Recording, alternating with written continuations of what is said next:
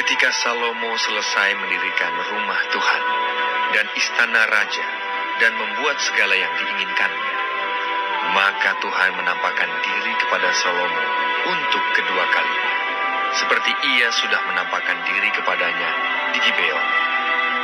Firman Tuhan kepadanya, "Telah kudengar doa dan permohonanmu yang kau sampaikan ke hadapanku. Aku telah menguduskan rumah yang kau dirikan ini untuk membuat namaku tinggal di situ sampai selama-lamanya. Maka mataku dan hatiku akan ada di situ sepanjang masa.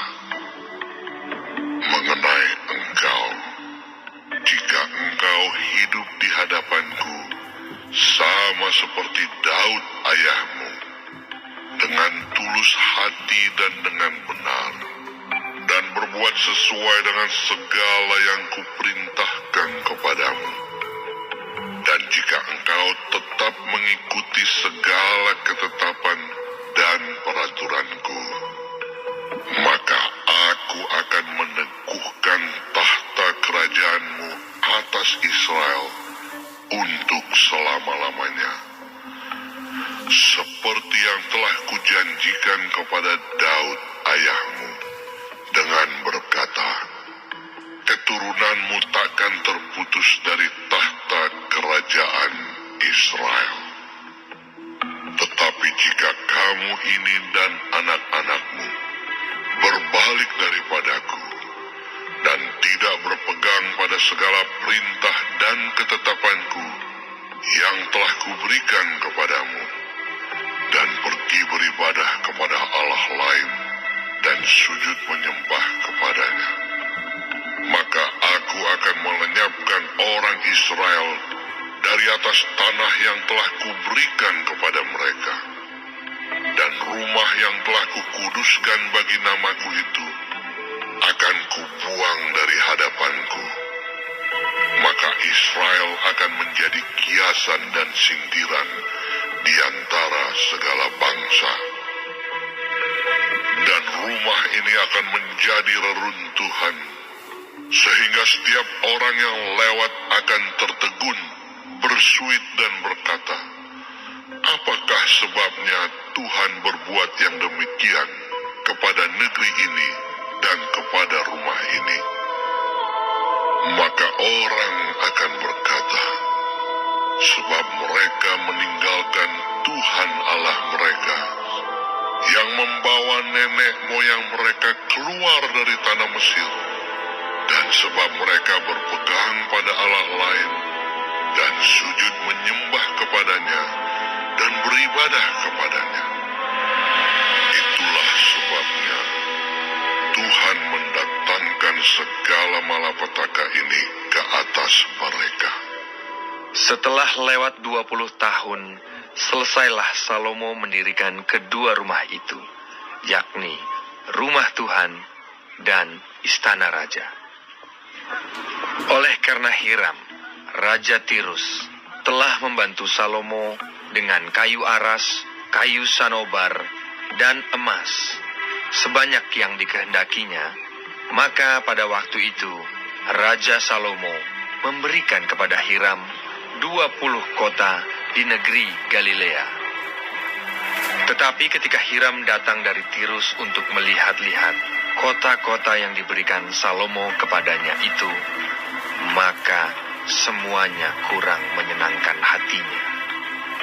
Sebab itu, ia berkata, macam apakah kota-kota yang telah kau berikan kepadaku ini, hai saudaraku?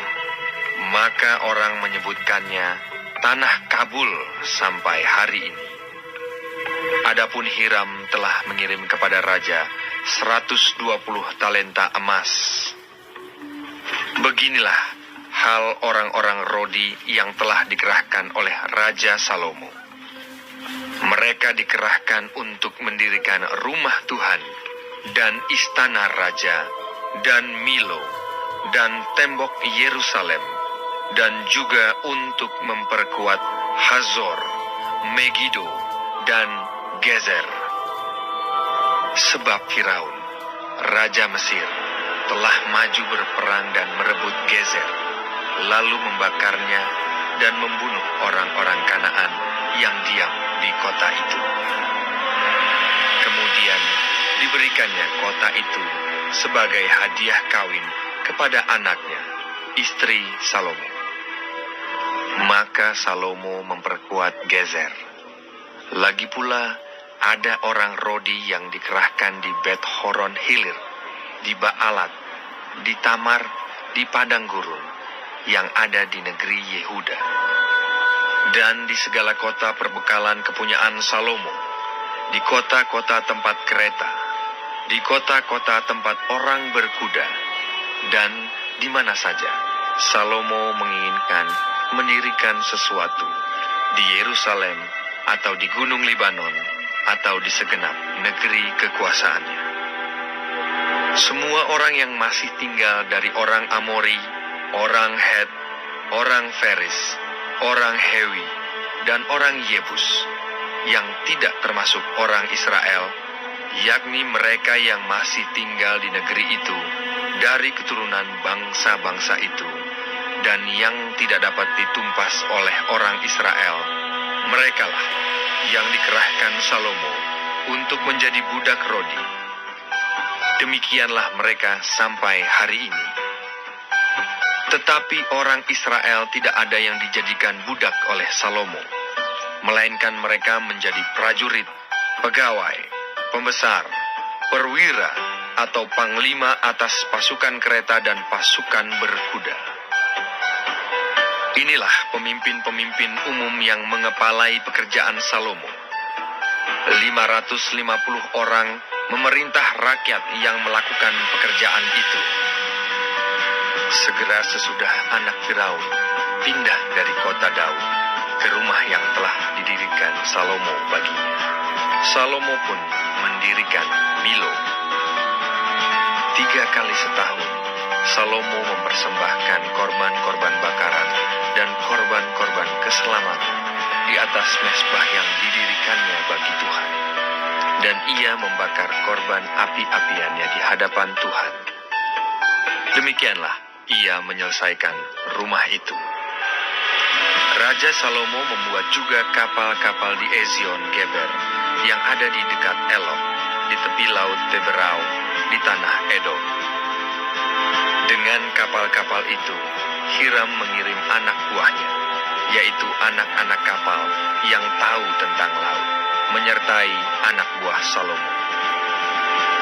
Mereka sampai ke Ofir, dan dari sana mereka mengambil 420 talenta emas yang mereka bawa kepada Raja Salomo.